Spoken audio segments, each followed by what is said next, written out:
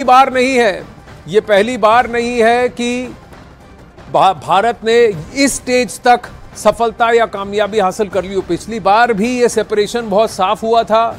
Landing के तरफ जब हॉरिजॉन्टल से वर्टिकल होना था लैंडर को, वहां गड़बड़ हो गई थी। ऐसा सोमनाथ जी, इसरो के जो चेयरमैन है मौजूदा, उन्होंने खुद ये कहा है news18.com को। वहीं तैयारी चांद से जुड़े रहस्यों से पर्दा उठाने की है, लेकिन इससे कई ज्यादा बड़ा सवाल है चंद्रयान 3 के लैंडर की सॉफ्ट लैंडिंग का। सबसे बड़ा प्रश्न है। चलिए प्रियंका कांडपाल के पास चलते हैं, जो इस वक्त हमारे साथ लाइव जुड़ रही हैं। प्रियंका, बताइए आप कहां हैं और क्या आपके साथ कोई एक्सपर्ट है जो इस पर और रोशनी डाल सकेंगे? जी प्रियंका। जी बिल्कुल जी, इस वक्त स्पेस इंडिया में हम लोग मौजूद हैं। हमारे साथ यहाँ से अरुण यादव हैं। अरुण जी, अब थोड़ी ही देर में डिटैच होने वाला है लैंडर। कितना इंपॉर्टेंट है, अगर मैं कहूँ, चंद्रयान मिशन के लिए इस लैंडर का सेफली डिटैच हो जाना? देखिए मैम, चंद्रयान 3 का जो लैंडर है, विक्रम लैंडर जिसको हम बोलते हैं, ये एक बहुत बड़ा स्टेप है। जैसे ही ये डिटैच होगा, उसके बाद हमारी जो सबसे महत्वपूर्ण एक घटना आएगी, जो लैंडिंग की होती है, उसके होने से पहले इसका डिटैच होना जरूरी है। और जैसे ये सक्सेसफुली डिटैच हो जाएगा, उसके बाद हम इंतजार करेंगे 23 या 24 अगस्त का, जब ये लैंड होने वाला होगा। तो बस वेट कर रहे हैं कि कितनी जल्दी ये कैसे ये सक्सेसफुली एकदम डिटैच होता है। पिछली बार भी चंद्रयान 2 में भी ये जो ये हिस्सा था, ये तो आराम से हो गया था, तो ये चैलेंजिंग नहीं होता है? यानी कि इसके सक्सेसफुल होने के चांसेस ज्यादा ही हैं, बहुत ज्यादा होती हैं। डिटैच ना हो पाए इसके चांसेस बहुत कम है। लेकिन सबसे बड़ी जो समस्या आती है वो आती है लैंड होने की, जिसे हम बोलते हैं सॉफ्ट लैंडिंग। तो सॉफ्ट लैंडिंग का हमें उस पर नजर रखनी पड़ेगी। उसके लिए भी कुछ दिन बाकी हैं, उसके लिए नजर रखेंगे। क्या क्या अलग है पिछले चंद्रयान 2 से अगर बात की जाए, क्योंकि लैंडिंग में ही पिछली बार थोड़ी गड़बड़ हुई थी, तो इस बार चंद्रयान 3 की जब हम बात करें तो क्या अलग है चंद्रयान 2 से कि लैंडिंग में उसमें हेल्प हो? लैंडिंग में अगर हेल्प हो, उसमें चंद्रयान 3 का जो विक्रम जो लैंडर है, विक्रम लैंडर के जिस चीज पे वो लैंड करता है, उसे हम लेग्स बोलते हैं। वो लेग्स जो हैं इस बार और मजबूत बनाए गए हैं थोड़े से, ताकि अगर इम्पैक्ट ज्यादा होता है तो उसको वो झेल सके और सक्सेसफुली एक सॉफ्ट लैंडिंग वो कर सके। उसके बाद फिर प्रज्ञान रोवर का काम शुरू होगा। और प्रियंका, जरा इनसे पूछिए वो क्या आइडियल स्पीड होगी जबकि लैंडिंग अटेम्प्ट करना चाहिए, और खासकर आज का जो सेपरेशन होता है वो चांद की सतह से कितनी ऊपर इस सेपरेशन को अटेम्प्ट किया जाएगा, और वो जो रेडियस होगा वो कितने पास होगा धीरे धीरे? जी, एक अगर आप लेमैन को समझा पाए तो आज जो ये डिटैचमेंट हो रहा है, ये मून से कितना ऊपर तकरीबन होता है? ये तकरीबन डिटैचमेंट जो होता है, ये 100 किलोमीटर का रेडियस एक माना जाता है। पहले तो चंद्रमा के चारों तरफ, जैसा कि आप स्क्रीन पे भी देख सकते हैं, एक अगर आप कैमरा इस साइड थोड़ा अगर घुमाएंगे, तो आपको ये दिखेगा कैसे विक्रम लैंडर जो है फाइनल एक ऑर्बिट में आता है। तो ये एक 100 किलोमीटर का रेडियस जो होता है, वहां पे ये आ जाता है। उसके बाद ये ट्रेसिंग करता है, ये देखिए।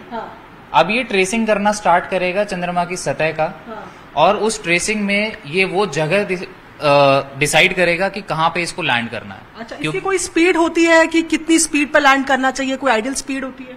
स्पीड जो है वो मानी तो यही जाती है कि कम से कम रहे। कोशिश ये यही करते हैं, एक डिजायर्ड स्पीड तक ये उस इम्पैक्ट को झेलने के काबिल होता है। जैसे पिछली बार की अगर मैं बात करूं चंद्रयान 2 की, तो 200 किलोमीटर प्रति घंटे से ज्यादा की स्पीड से लैंड किया था, जिसकी वजह से वो डैमेज हो गया था। तो अब की बार अगर आप टेक्निकल टर्म्स में जाएंगे तो बहुत सारी चीजें होती हैं जो साइंटिस्ट इन चीजों का ध्यान रखते हैं। किस एंगल पे लैंड करना है, किस स्पीड से लैंड करना है, किस जगह पे लैंड करना है, वो सारी चीजें हमें देखनी पड़ती है। कई अनुमान लगाया जा रहा है प्रियंका की 0.5 किलोमीटर पर सेकंड की स्पीड पर उसे लैंड करना होगा। क्या इस बार विक्रम लैंडर हॉरिजॉन्टल वर्टिकल दोनों तरीके से लैंड कर सकता है? जैसे एक डेमोन्स्ट्रेशन है ये, जैसे वो लैंड कर। और चीज आपसे पहले जानना चाहेंगे कि देखिए, ये लैंड करने की जब हम बात कर रहे हैं, तो पिछली बार हॉरिजॉन्टल से वर्टिकल जब आ रहे थे तब गड़बड़ हुई थी। इसको लेकर इस बार कुछ खास प्लानिंग की गई है? बिल्कुल। पिछली बार जब हम आ रहे थे तो मेन दिक्कत जो हुई थी चंद्रयान 2 में, वो सिग्नल लॉस्ट की हुई थी। सिग्नल जो है वो टूट चुका था। और जब सिग्नल टूट जाता है तो आप लैंडर की जिस एंगल पे वो लैंड करने वाला है, कहाँ वो लैंड करने वाला है, आप वो चीजें वो कंट्रोल खो देते हैं। अब की बार इन चीजों को और ध्यान में रखा गया है, और ये इंश्योर किया गया है कि ये सारी चीजें हमारे कंट्रोल में रहे, सिग्नल हमारा लॉस्ट ना हो, और जिस एंगल और जिस स्पीड पे हमने ये चीज प्लान की है उसी एंगल और उसी स्पीड पे ये सॉफ्ट लैंडिंग कर जाए, तो बिल्कुल सारी चीजें। और एक बात ये भी होगी कि साउथ पोल पे क्योंकि लैंडिंग की बात हो रही है, तो क्या ये पहले से तय होता है कि जैसे कि हम पहले भी डिस्कस कर रहे थे कि चांद में काफी गड्ढे जैसे जो दिखते हैं, ये पहले से डिसाइडेड होता है कि लैंडिंग किस प्रॉपर जगह में होगी, या विक्रम लैंडर जो है वो खुद ट्रेस करके अपने लिए कोई जगह फाइनलाइज करता है कि यहाँ पर लैंडिंग होनी है? लैंडिंग की जगह पहले से डिसाइडेड होती है, क्योंकि जब तक आप किसी इतना बड़ा मिशन आप भेज रहे हैं, एक दूसरे एक सेलेस्टियल बॉडी जिसको हम बोलते हैं, कि एक मून पे आप एक मिशन भेज रहे हैं, हर एक चीज आपकी प्लान्ड होती है। कहाँ पे लैंड करना है ये भी प्लान्ड है, साउथ पोल पे कितने डिग्री पे, जैसे मैं आपको अगर एग्जैक्ट बताऊं तो 69 पॉइंट समथिंग डिग्री है साउथ, जहाँ पे ये लैंड करने वाला है। तकरीबन 70 डिग्री पे ये लैंड करने वाला है। और जो जगह है उस जगह का नाम भी अगर मैं आपको बताऊं तो एक एटकिन बेसिन है। एटकिन बेसिन एक क्रेटर है वहाँ का, जहाँ पे ये चीज डिसाइड की गई है, जहाँ पे लैंड होगा। क्या ये एटकिन बेसिन को इसीलिए चुना गया क्योंकि सबसे ज्यादा वहाँ ओपन सरफेस है, सतह है, not exact landing surface decide किया गया है कि यहाँ पे लैंड करना है। जिस जगह को चूज करने की आप बात कर रहे हैं एटकिन बेसिन की, क्या उसको इसलिए चूज किया गया है क्योंकि स्पेशियस है बाकियों की कंपैरिजन में, एक सेफ साइड लेते हुए? सरफेस एरिया आपको ज्यादा मिलेगा लैंडिंग। और इसके पीछे मैं आपको एक रीजन और बताता हूँ। जब भी आप किसी गड्ढे में लैंड करते हैं, कोई क्रेटर जब होता है, तो आप ये मान के चलिए कि एक किसी भी जगह की, जैसे अर्थ अगर आप मानेंगे तो अर्थ में 3 लेयर्स हैं। एक सबसे ऊपरी सतह होती है जिसको हम क्रस्ट बोलते हैं, उसके नीचे एक सतह होती है जिसे हम मैंटल बोलते हैं, उसके सबसे अंदर एक सतह होती है जिसे हम कोर बोलते हैं जी। ऐसे ही मून में भी अलग अलग सतह होती है, क्रस्ट, मैंटल, कोर। तो जहाँ पे बहुत बड़ा गड्ढा है वहां पे जो मैंटल सतह होती है वो थोड़ी नजदीक होती है। तो अगर आप क्रस्ट के साथ साथ अगर मैंटल की भी स्टडी कर लें और शायद वहां से आपको उसका कोई ट्रेस मिल जाए, या फिर मैंटल की अलग एक और लेयर की आप स्टडी कर सकें, तो बहुत अच्छा होगा। इसलिए उसको वहां पे लैंड कराया जा रहा है। ठीक है, मेरे पास यहाँ पर मुझे और कुछ तो नहीं, लेकिन एक ये मून की पिक्चर नजर आ रही है, जहां पर मैं जरा आपसे समझना चाहूँ कि हम जब साउथ पोल की बात कर रहे हैं तो इस तरफ कहीं पर जाएगा, इस तरफ ये पूरा 90 डिग्री आपका पड़ता है, अगर आप बिल्कुल एग्जैक्ट माना जाए। अगर आप इसको एक एक्सेस मानते हैं तो ये आपका नॉर्थ पोल होगा, ये आपका साउथ पोल होगा। ये 90 डिग्री है। आप इससे थोड़ा सा ऊपर आ जाइए, लगभग 70 डिग्री पे। 70 डिग्री ये पूरा एक लैटिट्यूड बनता है 70 का। यहाँ पे अब ये पाथ ट्रेसिंग होती है, जहाँ पे आके ये लैंड करेगा। तो क्या इस एटकिन बेसिन पे इसके अलावा और कोई चंद्रयान कभी गया है किसी और देश का? लैटिट्यूड आपका 70 के आसपास है जो साउथ में आपका लैंड। ये एक और अहम सवाल जो हमारे एंकर आपसे पूछना चाह रहे हैं कि ये जो एटकिन बेसिस फाइनल किया गया है, आज तक चंद्रयान से पहले यहाँ कोई और पहुंचा है? नहीं, ये जो सतह, जो पर्टिकुलर स्पॉट डिसाइड किया गया है, ये एक ऐसा स्पॉट है जहाँ पे आज तक कोई देश, किसी भी देश का कोई भी मिशन यहाँ पे लैंड नहीं कर पाया। अटेम्प्ट किया है किसी ने? अटेम्प्ट भी नहीं कर पाया। अटेम्प्ट भी इंडिया ने ही किया था। अच्छा। चंद्रयान 2 का जो अटेम्प्ट था वो भी इंडिया के द्वारा था।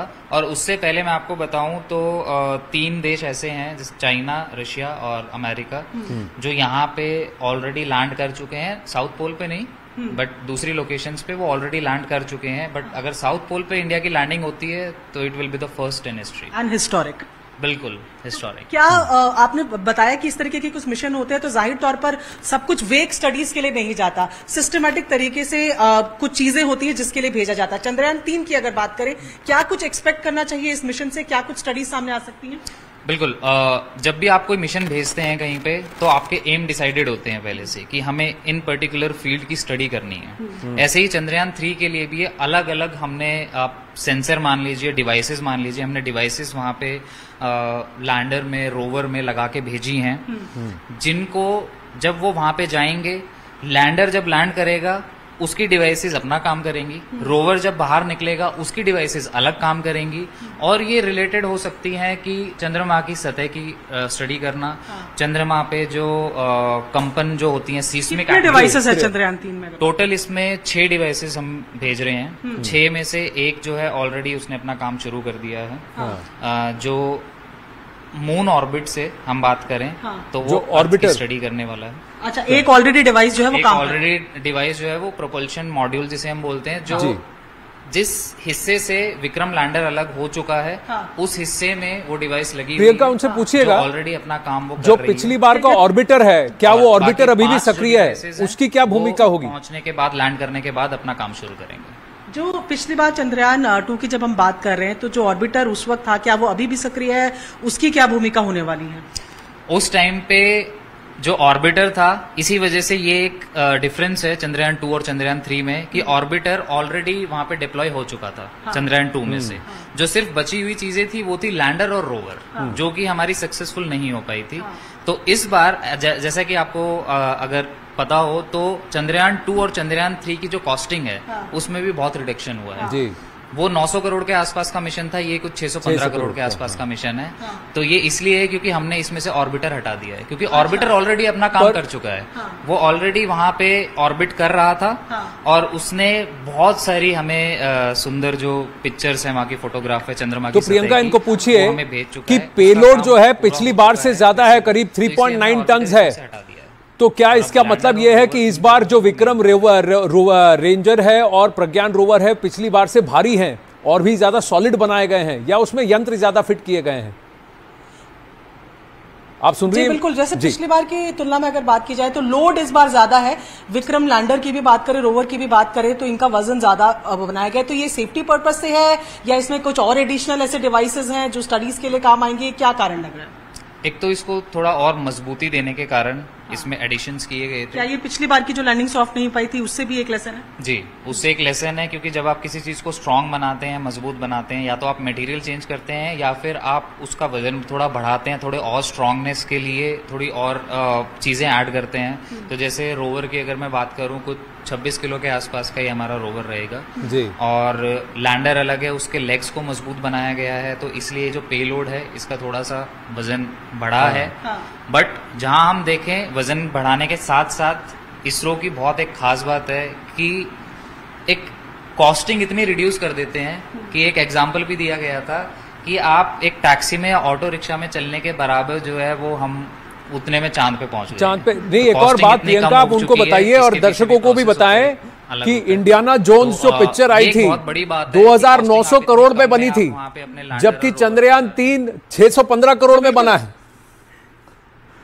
तो आप समझ रही है? तो देखिए, हमारे एंकर आनंद जो है वो बता रहे हैं कि इंडियाना जोन्स जो मूवी आई थी उसका बजट इतना हाई था, 2900 लगभग शायद करोड़ बता रहे हैं। हाँ, 2941 करोड़, 615 करोड़ के लगभग, और 615 करोड़। एक आप इनसे प्रश्न एक और पूछिए प्रियंका। कंपेयर कर रहे हैं तो एक हॉलीवुड मूवी से भी ये विज्ञान, ये जो विक्रम रेंजर है ये अपनी गति धीमी कैसे करेगा और कितनी गति तक ये इंपैक्ट झेल सकता है? जब अगर मून के सरफेस पर एक पर्टिकुलर फोर्स से अगर वो लैंड भी करता है, पिछली बार के मुकाबले कितना वो झेल सकता है ताकि वो फिर भी टिका रहे? और अगर हॉरिजॉन्टली अगर गिरता भी है तो क्या ये अपने आप सीधा होने की क्षमता रखता है, वर्टिकल होने की, अपनी टांगों पर खड़े होने की क्षमता रखता है? जी बिल्कुल, ये सवाल जो है ये बेसिकली ये है कि जो विक्रम लैंडर की हम बात कर रहे हैं, सबसे पहले तो ये कि क्या अगर इनकेस ये इसकी गति धीमी कैसे होगी? वर्टिकली गिर जाए, अगर इस तरीके की लैंडिंग, तो ये पहला सवाल तो मैं ये पूछती हूँ कि क्या खुद ये खड़ा हो सकता है? क्या उसके बाद रोवर बाहर निकल सकता है या it has to stand still? ये इसको स्टिल स्टैंड होना पड़ेगा। हाँ। क्योंकि अगर इसका संपर्क टूटा तो कमांड नहीं जा पाएगी। हाँ। रोवर के पास, और क्योंकि रोवर से एक प्लेटफॉर्म बाहर निकलना है और उस प्लेटफॉर्म की एक जगह है। हाँ। जहां से वो रैंप है। हाँ। वो रैंप जहां से खुलेगा, जहां से निकलेगा। हाँ।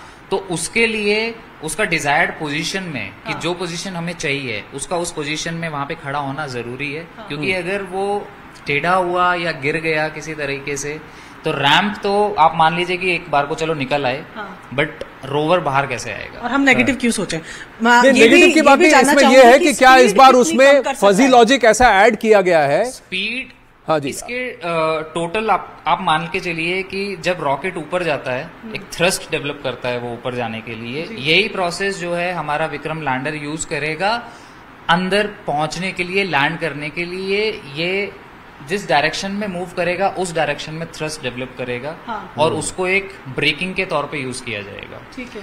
क्योंकि ग्रेविटेशनल फोर्स या बहुत कम है मून की, आप ये मान के चलिए। तो अगर आपको ब्रेकिंग मैकेनिज्म लगाना है एयर में, अगर आप हवा में ब्रेक मारना चाहते हो, हाँ। तो उसके लिए कुछ चीज पॉसिबल नहीं है सिवाय इस चीज के कि आप विपरीत दिशा में एक अपने इंजन ऑन कर दीजिए ताकि ब्रेकिंग हो जाए, और हम यही कोशिश करेंगे कि वो बहुत स्मूथली हो और कम से कम स्पीड में वो जाके लैंड करे, जिसे हम सॉफ्ट लैंडिंग बोलते हैं, जो लास्ट टाइम रह गई थी। लेकिन इस बार पूरी उम्मीद है हमें कि सॉफ्ट लैंडिंग होगी इसको, और जिस चीज के लिए हमने मिशन भेजा है चंद्रयान 3, ये बिल्कुल सक्सेसफुल। जरा उनसे पूछिए, क्योंकि सोमनाथ जी ने भी ये कहा था कि कम से कम 1 साल इन्होंने सिर्फ इसको